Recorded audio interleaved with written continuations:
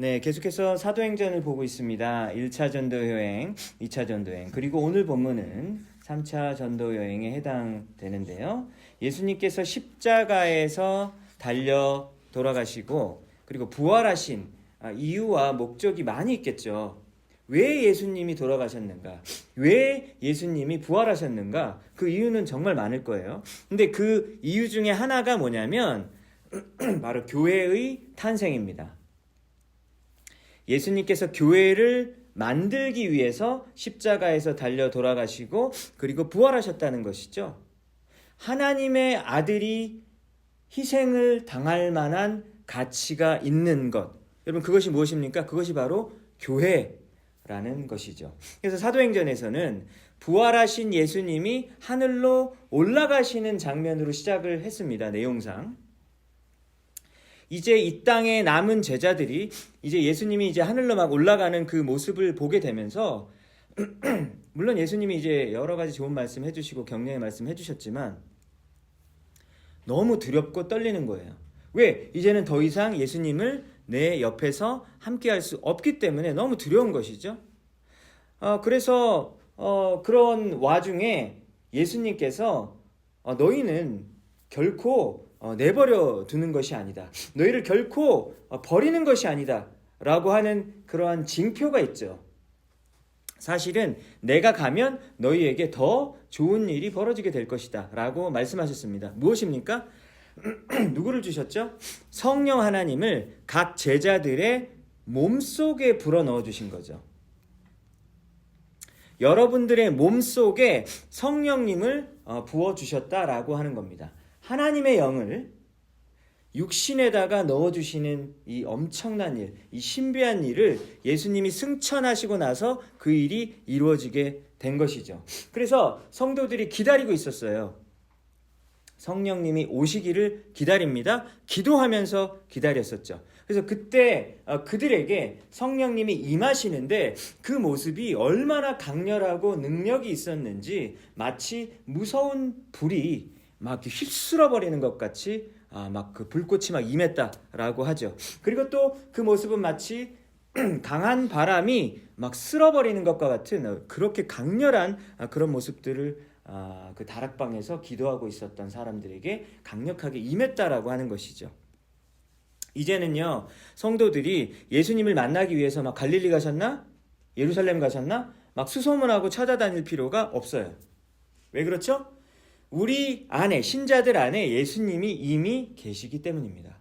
그 예수님이 오신 그 모습이 무엇이죠? 성령님으로 이 떠나신 예수님이 이 우리 안에 예수가 계신다라고 얘기하는 거죠. 그래서 바울 서신을 잘 보면 우리 안에 계신 예수님이라는 표현이 있어요. 그리고 우리 안에 계신 성령님이라는 표현도 있죠. 그래서 우리의 몸이 하나님의 거룩한 처소, 성전이 되어진다라고 하는 것이죠. 여러분 추악한 죄인들 안에 작은 오점도 없는 그 거룩하신 하나님이 들어오신다. 이건 너무나 신비한 일이죠.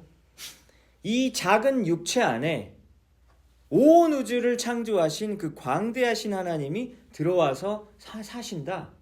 여러분 이게 너무나도 신비스러운 일이고 우리에게는 영광스러운 일이고 그리고 우리에게는 특권인 것이죠. 여러분 그 성령 하나님이 거하는 사람들의 모임이 뭐죠? 그게 바로 교회이죠. 교회는 성령님이 거하는 사람들의 모임이라고 할 수 있습니다. 그래서 교회가 사도행전을 보면 예루살렘에서 시작이 되어 1장 8절, 사도행전 1장 8절이 사도행전을 전체를 아우르는 핵심 구절이잖아요. 그래서 그 교회가 예루살렘에 있다가 복음이 어디로 확장이 됩니까? 유대 지역. 예루살렘의 그 관할 지역인 유대 지역, 그리고 더 북쪽으로 가면 사마리아 지역. 그리고 지난주에도 살펴보았던 막 안디옥 교회, 막 터키 막 이런 지역으로 갔잖아요. 그리고 그리스 지역으로 갔잖아요. 그러면 땅 끝까지 퍼져나간다라고 이렇게 사도행전이 1장 8절에 그런 내용이 있습니다. 근데 그 내용 그대로 사도행전을 구분을 해보면 유대 지역, 사마리아 지역, 그리고 땅 끝까지 가는 지역 이렇게 내용상 구분이 되어지는 것이죠. 여러분 하나님께서 이 복음이 예루살렘에만 머물지 않고 전 세계로 퍼져나가기 위해서 바울 및 여러 동역자들을 사용하셨죠. 근데 이 일은 세상에서 가장 아름답고 가치 있는 일이죠. 근데 예수님이 교회를 세우실 때 자신의 핏값을 주고 사셨다고 얘기하시거든요. 핏값을 주고 사셨다. 그러니까 내가 피 흘린 이유는 교회야. 그런데 이 교회를 세우는 사람들에게 똑같은 일이 벌어집니다. 예수님이 피를 흘리셨듯이 교회를 세우려고 하는 사람들도 똑같이 피를 흘리는 희생이 필요한 것이죠. 그래서 바울과 여러 동역자들이 얼마나 또 우리 영적 전투를 하고 교회를 세우기 위해서 생명을 건 싸움을 했는지가 기록된 책이 바로 사도행전 아니겠습니까? 오늘 본문에도 아볼로라고 하는 사람이 등장을 하게 되는데요. 예수님을 온전히 믿게 된 후에 고린도 교회에 파송이 되어져서 그곳에서 든든하게 교회를 세웠다라고 하는 이야기가 나오게 됩니다. 여러분들도 우리 사도행전을 읽으시면서 여러분들이 하루하루를 사시는 목적과 이유가 있겠죠. 예수님을 믿는 사람들이 하루하루를 살아가는 목적과 이유가 있잖아요. 그것이 무엇입니까? 내 주위에 예수님을 모르고 죽어가는 자들, 영적으로 죽어가는 거죠. 그렇죠? 육적으로 죽어가는 거는 아니고 영적으로 죽어가는 자들을 그들을 우리가 또 영적인 시선으로 바라볼 때 우리의 마음속에는 반드시 어떤 마음이 드냐면 저들을 영적으로 살려야겠다. 근데 그 유일한 방법은 바로 예수 그리스도를 전하는 것이죠.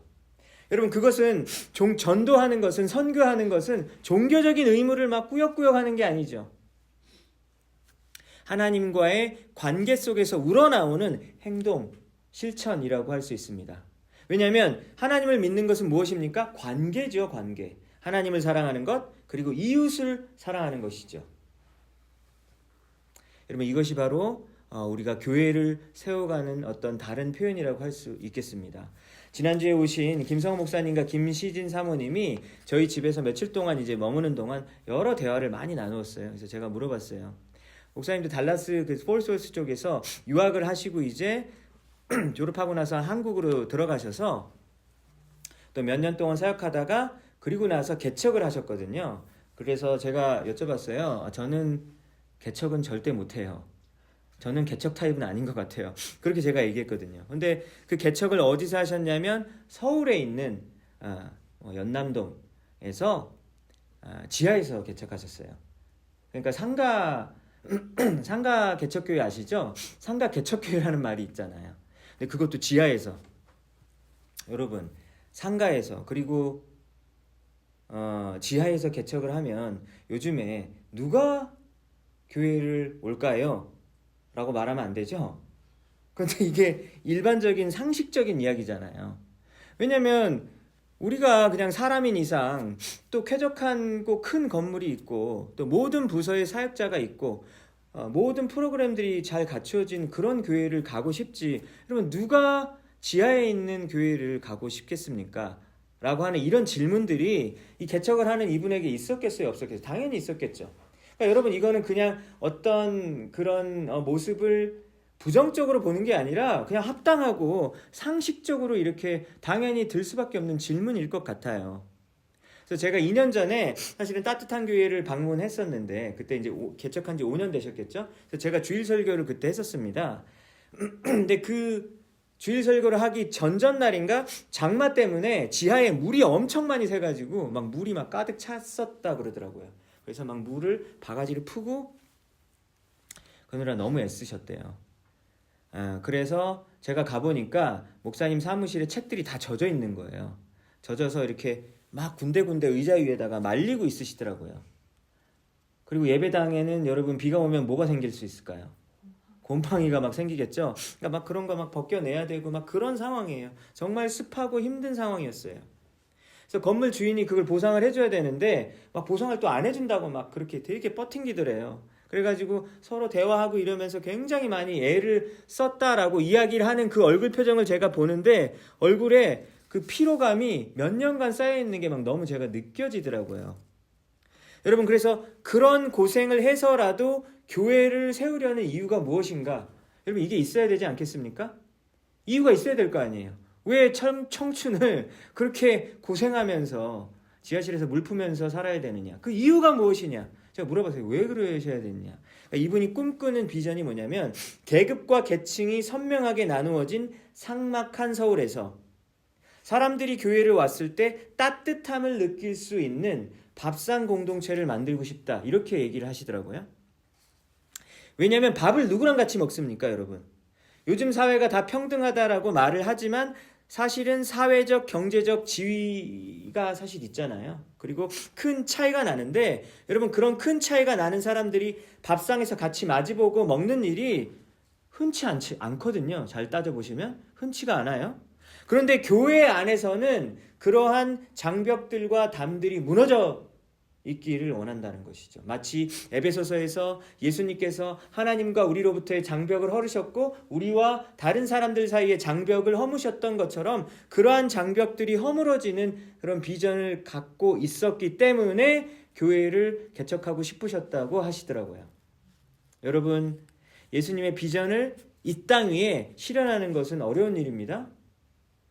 그리고 이 일을 하는 데 있어서 사도행전을 보세요, 여러분. 지금까지 계속 봐왔잖아요. 이 일을 하기 위해서 사람들이 목숨을 걸잖아요. 그렇지 않습니까? 자기 인생을 걸고 목숨을 겁니다. 근데 우리는 그러면 어떻게 살아야 하는 거죠? 우리도 똑같이 살아야 되길 원하시기 때문에 하나님께서 사도행전을 우리에게 주신 거죠. 그렇지 않습니까? 그래서 여러분들의 삶의 목적과 방향을 물어보았을 때, 이유가 뭐냐고 물어봤을 때 그 마음속에 분명하고 선명한 답을 가지고 계셔야 되는 것이죠. 그것이 무엇입니까? 하나님의 일을 감당하기 원한다. 그리고 예수님께서 핏값을 주고 사신 그 교회를 내가 나의 은사를 사용하여 나의 사명을 사용하여 그리고 세우고 싶다라고 하는 그런 비전을 여러분들 한 분 한 분이 가지시기를 주님의 이름으로 축복합니다. 여러분, 그것이 바로 사도행전이 전체에서 주는 그런 목적이다, 그 기록 목적이다라고 하는 것이죠. 바울이 1차 전도 여행으로 파워포인트 한번 보시면 1차 전도 여행으로 그 갈라디아 지역을, 여기가 이제 갈라디아거든요. 그죠? 여기가 갈라디아 지역인데 여기가 터키입니다. 그리고 이쪽 밑에 안디옥에서 300마일 밑으로 내려가면 여기가 예루살렘이 있어요. 예루살렘에서 300마일 북쪽으로 가면 안디옥이 있는데 이 안디옥에서 바나바와 바울을 파송을 해서 구브로 섬으로 갔다가 버가를 지나서 비시디 안디옥에서 이루더를 갔잖아요. 그죠? 이고니온, 루스드라, 더베, 반대로 더베, 루스드라, 이고니온에서 다시 배를 타고 이렇게 안디옥으로 돌아오는 것이 1차 전도 여행이었습니다. 여러분, 그리고 2차 전도 여행 때는, 그러니까 1차 전도 여행과 2차 전도 여행을 구분할 수 있는 건 뭐냐면 안디옥에 도착하면 다시 이제 새로운 여행이 시작될 수 있는 거죠. 그래서 2차 전도 여행은 사도행전 15장부터 시작이 된다 그랬죠. 2차 전도 여행의 그 동선을 보면요. 다음 장. 네. 2차 전도 여행을 보면은 1차 때는 여기만 했단 말이죠. 근데 2차 때는 여기까지 넘어가니까 굉장히 지도가 커졌습니다. 왜 그럴까요? 사도행전 1장 8절에 뭐라고요? 땅끝까지 내 증인이 되라고 했잖아요. 그러니까 땅끝까지 가야 되는 거죠. 그래서 안디옥에서 출발하여 더베, 루스드라, 이고니온을 여기 비시디 안디옥을 가는 거 보니까 2차 전도 여행 때 1차 전도 여행 때 갔던 곳을 다시 방문하는 것을 보게 되죠. 근데 사도 바울은 그래서 이쪽에 부르기아와 그리고 갈라디아 이쪽으로 그냥 전도하고 싶었고 다시 한번 되돌아보고 싶었는데 하나님께서는 드로아에서 환상을 보여주심으로 아니다, 저쪽 마케도니아 지방으로 건너가라라고 말씀하셨죠. 자기의 계획을 수정합니다. 마케도니아는 큰 지역이고요. 그 안에 도시가 있죠. 어떤 도시가 있었습니까? 빌립보와 데살로니가와 베레와, 이게 큰 도시가 있었죠. 그래서 그때 2차 전도 여행 때 빌립보 교회와 데살로니가 교회, 그리고 고린도 교회가 생겨나게 되는 거예요.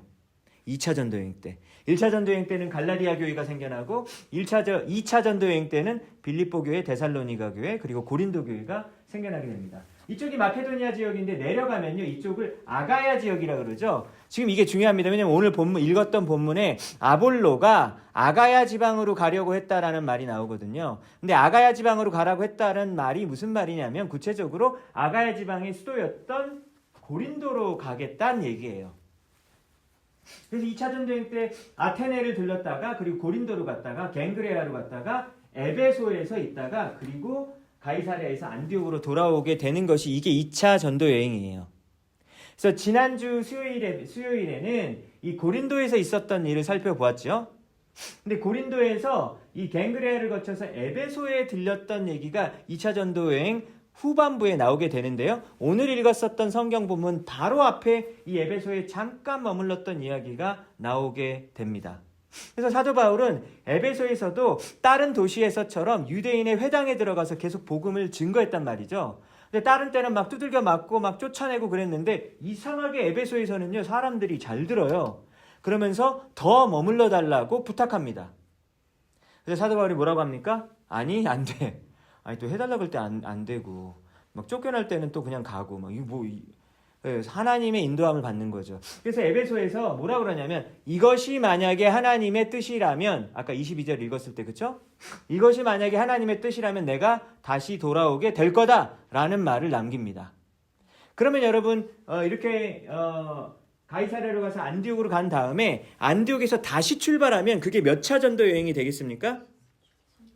3차 전도여행이 되는 것이죠. 근데 이번에 성경 말씀을 18장 여러분이 그 23절을 보시면 여기 뭐 마치 막 파송했다는 얘기가 안 나오기 때문에 이거 언제가 3차야? 라는 게 되게 헷갈리거든요.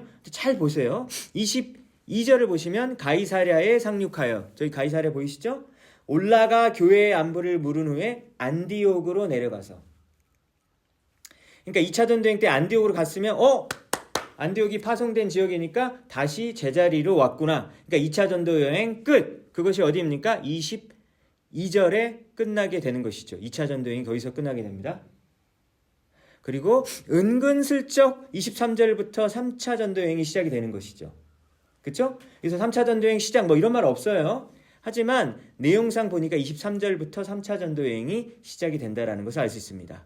어떻게 시작하죠? 갈라디아와 부르기아 땅을 차례로 다니며 이게 3차 전도 여행이죠. 3차 전도 여행. 다음 슬라이드를 보시면 여기서 다시 3차 전도 여행이라서 안디옥에서 출발을 해가지고 이쪽 지역은 1, 2차 때 들렸던 곳이잖아요. 그죠? 1, 2차 때 들렸던 곳으로 다시 갔다가 그래서 이쪽 갈라디아 지역과 그리고 부르기아 지역으로 이렇게 간 것이죠. 그 다음에 어디로 갑니까? 에베소로 가게 되는 거예요. 여러분 에베소는 어디 수도냐면 아시아의 수도예요. 우리가 있는 아시아 말고요. 한국, 일본 그거 말고요.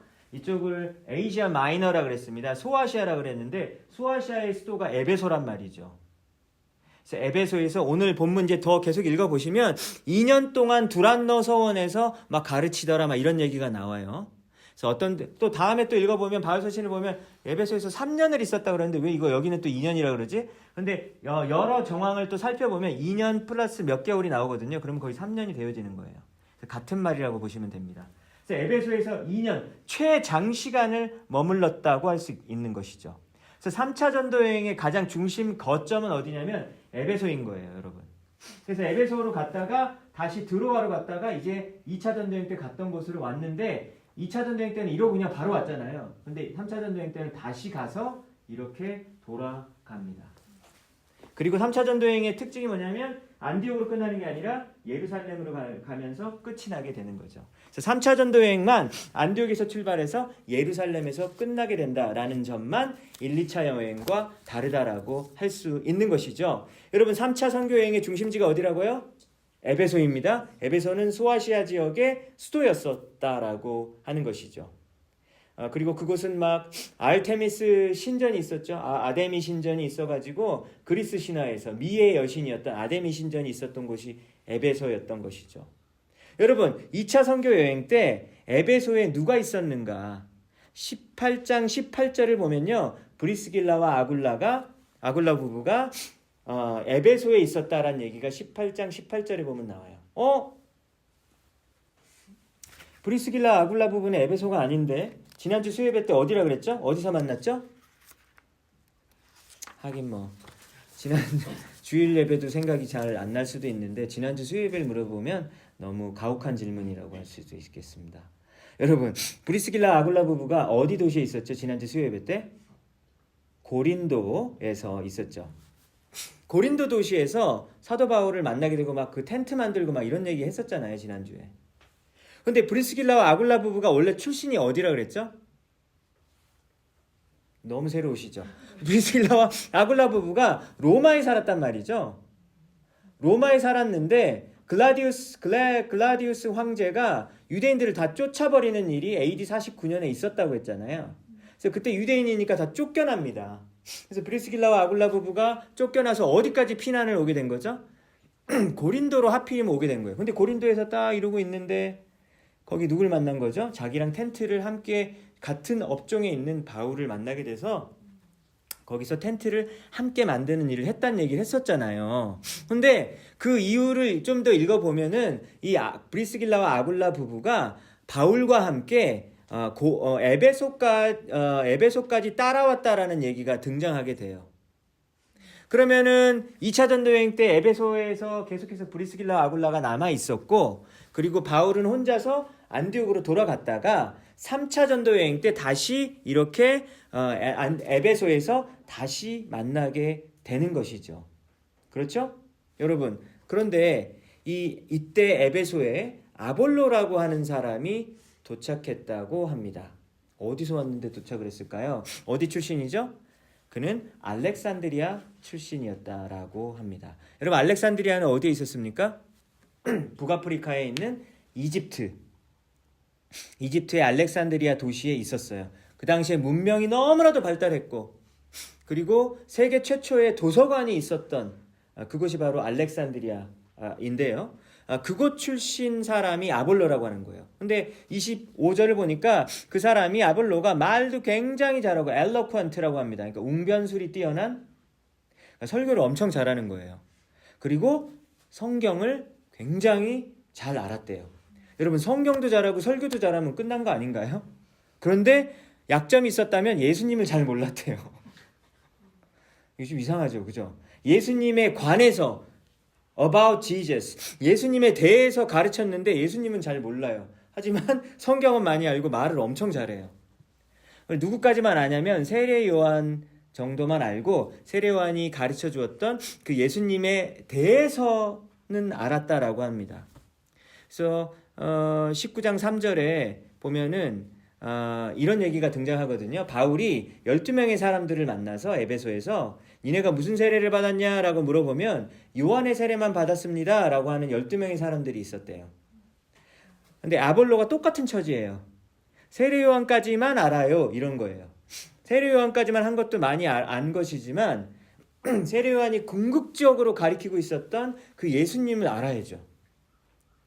그래서 세례 요한의 세례뿐만이 아니라 예수님의 이름으로 세례를 받아야 하는 것입니다. 여러분, 그런데 그렇게 예수님에 대해서 제한적인 지식을 가진 사람들이 에베소에 많이 있었던 것 같은데 그 중에 한 명이 바로 아볼로였었다라고 하는 것이죠. 여기서 이제 우리는 질문이 들죠. 그러면 세례 요한의 세례와 예수님의 세례의 차이가 무엇입니까 도대체? 뭔 차이가 있나요? 세례 요한의 세례는 물 세례고, 그리고 예수님이 주시는 세례는 성령과 불로 주는 세례다라는 말이 있는데요. 마태복음 3장 11절을 한번 다 같이 한번 읽어보겠습니다. 시작. 나는 너희로 회개하기 위하여 물로 세례를 베풀거니와 내 뒤에 오시는 이는 나보다 능력이 많으시니 나는 그의 신을 들기도 감당하지 못하겠노라. 그는 성령과 불로 너희에게 세례를 베풀 것이요. 여러분, 여기서 나가 누굽니까? 세례 요한이에요. 세례 요한은 너희들에게 회개를 시키기 위해서 물로 세례를 베푼다는 거예요. 그래서 진짜 요단강에서 담궈갖고 물 세례를 줬죠. 근데 내 뒤에 오시는 그 분은, 나는 길 닦는 사람이죠. 나보다 능력이 훨씬 많으셔서 나는 그분의 신발을 이렇게 들고 가기도, 신발을 이렇게 드는 거는 거의 종들이 하는 일 아니겠습니까? 근데 나는 그럴 자격도 없다는 거예요. 나는 그분의 신발을 들기도 감당하기 어려운 사람입니다. 왜냐하면 그분은 성령과 불로 너희에게 세례를 베푸실 분이기 때문이죠. 여러분, 그래서 세례 요한의 세례는 물 세례를 의미하고 회개, 죄에서부터 돌이키는 것에 어떤 의미를 가지고 있고요. 예수님의 세례는 성령과 불세례라 그랬는데요. 이게 또 어떤 말인지 조금 더 깊이 들어가게 되는데, 여기서 성령 세례라고 하는 거는 구약 성경의 요엘 선지자가 이제 때가 되면은 하나님의 백성들에게 성령을 부어주시겠다고 예언을 했잖아요. 근데 그 예언이 실제로 사도행전 2장에서 이루어지지 않았습니까? 예수님이 하늘로 올라가면서 너희는 성령 받게 될 거야 한 그 말씀이, 약속의 말씀이 사실은 선지자 요엘 말씀과 일치하는 말씀으로서 그 성령님을 받게 되는 사건, 그것을 바로 성령 세례라고 하는 것이죠. 그리고 또 불세례라는 말을 하는데요. 불세례라는 말은 말라기 선지자, 구약 성경의 마지막 말라기 선지자에 보면은 하나님이 refining fire라는 말이 나오거든요. 주님이 우리를 정결하게 하시는, 깨끗하게 하시는 불과 같은 분. 그래서 금속을 여러분 또 비금속을 이렇게 불로 막 뜨겁게 이렇게 막 하다 보면은 금속에서 이제 잡스러운 그런 것들이 나오게 되잖아요. 그래서 이걸 정련이라고 하고 재련, 정련이라고 할 텐데, 이런 모습처럼 심판의 불을 의미하고 깨끗하게 하는 불을 의미하는 거예요. 그래서 예수님의 세례를 받으면 우리의 죄가 마치 그 더러운 죄악들이 다 불로 태워져서 우리에게 정말 깨끗한 것만 남게 되어 마치 우리가 의인으로 불리움을 받는 것처럼, 그러한 예수님의 불세례를 받게 됨으로 인하여 깨끗한 사람이 되어진다라고 하는 것이죠. 그래서 이 성령 세례와 불세례를 주시는 분이 바로 예수님이다라고 하는 겁니다. 그 세례를 받아야 돼라고 아볼로와 그리고 여러 사람들에게 에베소에서 전했다라고 하는 겁니다. 여러분, 세례는 사도 바울에 의하면요, 로마서와 갈라디아에서 또 이렇게 표현합니다. 예수님과 하나가 되는 연합이라고 얘기해요. 세례는 연합을 의미합니다. 뭐와 연합이 되냐면 예수님의 죽으심에 내가 하나가 되고 예수님의 부활에도 우리가 하나가 되어지는 거예요. 그래서 예수님이 죽었던 것처럼 나도 죽게 될 것이고, 그리고 예수님이 부활하셨던 것처럼 나도 부활하게 되는 것을 의미하는 것입니다. 여러분, 예수님이 주시는 그 세례, 성령을 받는 것입니다. 여러분, 그 세례를 아볼로가 이제 받게 되었는데 누구 때문에 받게 되었냐? 브리스길라와 아굴라 부부에 의해서 그것을 가르침을 받게 되었다라고 하는 것이죠. 에베소에서 교육을 받고 아볼로는 여러분 어디로 갔습니까? 에베소에서 철저하게 훈련을 받은 다음에 여러분 그 다음 성경을 보세요. 어디로 가기로 했다고요? 아까 아가야 지방으로 가게 됐다고 거기 성경 구절을 보면 나오죠. 아가야 지방으로 가게 됐는데 아가야 지방의 수도가 어디라고요? 고린도. 네. 오늘 이렇게 여러 가지 지명들이 계속 쏟아져 나오니까 잠도 오시고 또 이렇게 점점 지루해질 수 있는데, 앞으로 한 100번 정도 더 반복하면 또 저희가 또 잘 알 수 있으니까요. 여러분, 그래서 아볼로가 에베소에서 브리스길라와 아굴라 부부에게 트레이닝을 받고, 그리고 고린도에 가서 여러 사람들과 막 예수님을 논쟁하고 막 증명하면서 힘있게 사역을 하였더라, 유익을 끼쳤더라 라고 하는 이야기가 나오게 됩니다. 여러분, 브리스길라와 아굴라 부부가 원래 어디 살고 있었어요? 로마에 살고 있었잖아요. 그런데 고린도로 가게 됐다가 그리고 에베소로 가게 됐잖아요. 그렇죠? 로마에 있었던 사람이 에베소로 가게 됐다. 너무 생뚱맞아요. 여러분, 아벨로는 어디서 있다가 에베소로 왔습니까? 알렉산드리아에 있다가 에베소로 왔단 말이죠. 그래서 에베소에서 브리스길라 아굴라를 만나게 될 수 있었던 거죠. 그래서 트레이닝을 받은 다음에 고린도로 그 다음에 아볼로가 또 가지 않습니까? 여러분, 그래서 아볼로가 도대체 왜 알렉산드리아에서 에베소로 갔는지 그 이유는 성경에 나와 있진 않아요. 그런데 그 안에 하나님의 인도하심이 있었겠습니까? 없었겠습니까? 당연히 있었겠죠. 고린도 교회의 지도자로 세우기 위한 하나님의 훈련 과정이 아볼로의 삶 가운데 펼쳐진다라고 하는 것이죠.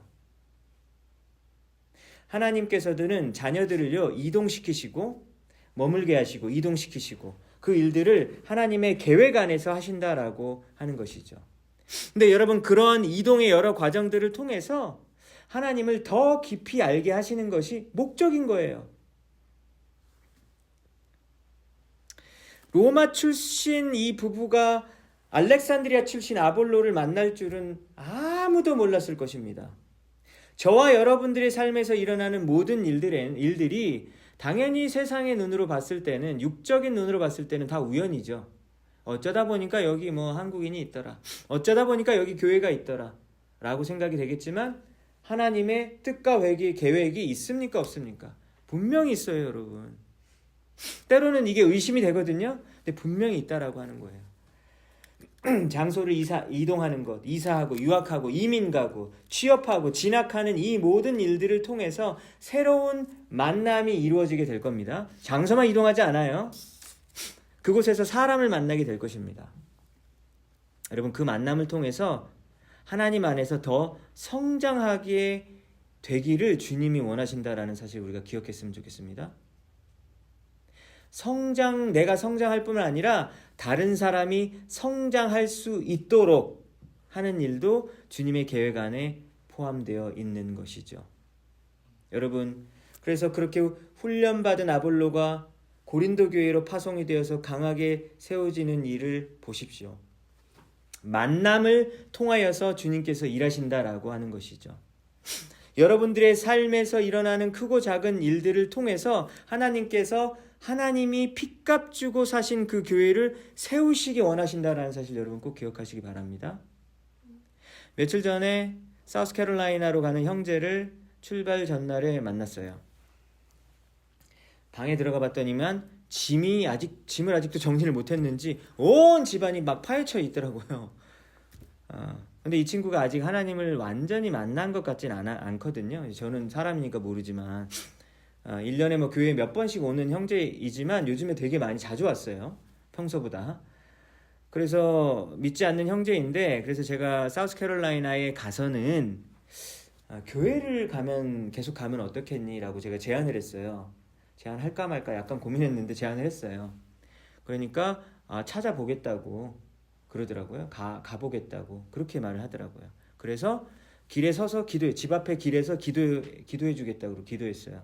그래서 예수님의 이름으로 축복하고 그곳에서의 새로운 직장과 교회 생활을 위해서 기도했습니다. 근데 오늘 본문의 표현처럼 에베소에 주님의 뜻이라면 다시 돌아온다고 얘기했잖아요, 바울이. 주님의 뜻이라면 그 형제가 그곳에서 하나님을 예배하게 될 것입니다. 그렇죠? 내일이면 플로리다로 가는 사람도 있습니다. 장소의 이동을 통해 주님이 뭘 원하신다고요? 어떤 걸 계획하신다고요? 새로운 만남을 주님이 계획하시는 거죠. 그리고 그 만남을 통해서 주님께서 궁극적으로 이루길 원하시는 것은 하나님의 교회가 세워지는 것이죠. 이곳에 계속 머물러야 되는 분들도 있습니다. 여러분, 그 분들은 주님이 그럼 내 삶에 역사 안 하시나? 자꾸 이사하고 싶으세요? 이사해야만 주님이 일하시는 게 아니라 머물게 하시는 것도 주님의 일입니다. 여러분, 주님이 아직 이곳에서 다 모든 일을 이루지 않으면 이곳에 떠날 수가 없어요. 아무리 여러분들이 떠나고 싶어도 떠날 수가 없다니까요. 머물게 하시는 분도 하나님이에요. 믿으십니까? 머물게 하셨다면 이곳에서의 만남을 통해서 동일하게 이곳에서의 만남을 통해서 하나님의 교회를 세워가시는 그것이 바로 하나님의 뜻인 것이죠. 하나님이 여러분들 이곳에서 보내셨습니다. 그래서 이곳에 있는 여러 사람들과의 만남을 통해서 주님 안에서 아름다운 교제를 이루게 하시고, 그리고 여러분들이 주님 안에서 성장하고 여러분들을 통하여 다른 사람이 성장하고, 그로 인하여 하나님의 교회가 든든하게 세워지는 역사가 계속해서 이루어지는 일이 우리 교회 가운데 있기를 주님의 이름으로 축복합니다.